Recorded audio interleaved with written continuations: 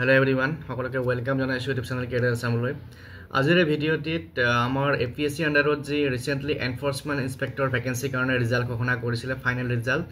তো সেই enforcement inspector vacancy কাৰণে কিমান কাট অফ আহিছে সেইখিনি আপোনালোকে ইয়াতে গম পাব। তো এই নোটিছখন ওলাইছে যোৱাকালি APSC তৰফৰ পৰা, আৰু যিসকলে এই এনফোৰ্সমেন্ট ইন্সপেক্টৰ ৰিক্ৰুটমেন্ট প্ৰসেছত এপ্লাই কৰিছিল তেওঁলোকে নিজৰ মাৰ্কছ বিলাক চাব পাৰিব, আৰু যিখিনি ৰোল নাম্বাৰ বা এইখিনি এন্টাৰ কৰি পেলাই নিজৰ মাৰ্কছ চাব পাৰিব। আমি লিংকটোলৈ যাম বাৰু। তাৰ আগত ইয়াতে কাট অফখিনি দিয়া আছে, কিহত কিমান কাট অফ হ'ল। তো স্ক্ৰিনিং টেষ্ট এটা হৈছিল। স্ক্ৰিনিং টেষ্টত আদাৰ কাষ্টত বা অপেন কেটেগৰীত মেলৰ 137.50 কাট অফ গৈছিল। তাৰপিছত ফিমেলৰ গৈছিল 119.50, আৰু OBCত মেলৰ 130.50 আৰু ফিমেলৰ 111।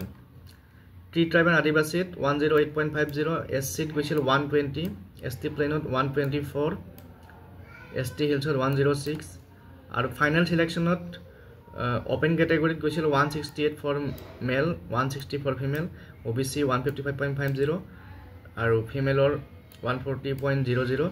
তো এনেকৈ এইখিনি কাট অফখিনি আছে, অৰ্থাৎ যিসকলে এক্সামটো দিছিল তেওঁলোকে জানিব পাৰিব তেওঁলোকে কিমান নম্বৰ পালে বা কিমান কাট অফ হৈছিল। ইয়াৰ পিছত আমি এতিয়া চাম মাৰ্কছবোৰ কেনেকৈ চাব পাৰিব আপোনালোকে যিসকলে এপ্লাই কৰিছিল। হয়তো বহুত কেণ্ডিডেট এপ্লাই কৰিছিল, আৰু তাৰ আগত সকলোকে এবাৰ ৰিকুৱেষ্ট কৰিম যদিহে চেনেল নতুনকৈ আছে ছাবস্ক্ৰাইব কৰি ল'ব আৰু ভিডিঅ'টো শ্বেয়াৰ কৰিব ফ্ৰেণ্ডৰ মাজত। তো আহক এতিয়া আমি চাওঁ মাৰ্কছবোৰ ক'ত চাব পাৰি। আৰু APSC ৱেবছাইটত গৈ পেলাই আপোনালোকে নটিছখন পাব, আৰু মাৰ্কছ চোৱা লিংকটো ইয়াত দিয়া আছে। দেখিছেন ইয়াত ক্লিক টু ভিউ মাৰ্কছ আহি গৈছে। তো ইয়াতে আপোনালোকে পোষ্টৰ নাম, এডভাৰটাইজমেণ্ট নাম্বাৰ এইবিলাক দি পেলাই, date of birth, mobile number এইবিলাক দি পেলাই নিজৰ নম্বৰ চাব পাৰিব।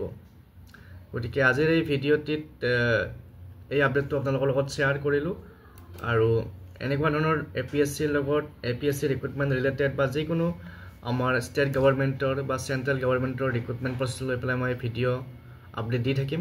আপোনালোকে চেনেলটো চাই থাকিব। আপোনালোকৰ যেতিয়া ছাপোৰ্ট পাম তেতিয়া মই উৎসাহিত হওঁ ভিডিঅ'বোৰ বনাবৰ কাৰণে। তো পুনৰ লগ পাম নেক্সট ভিডিঅ'ত। Thank U.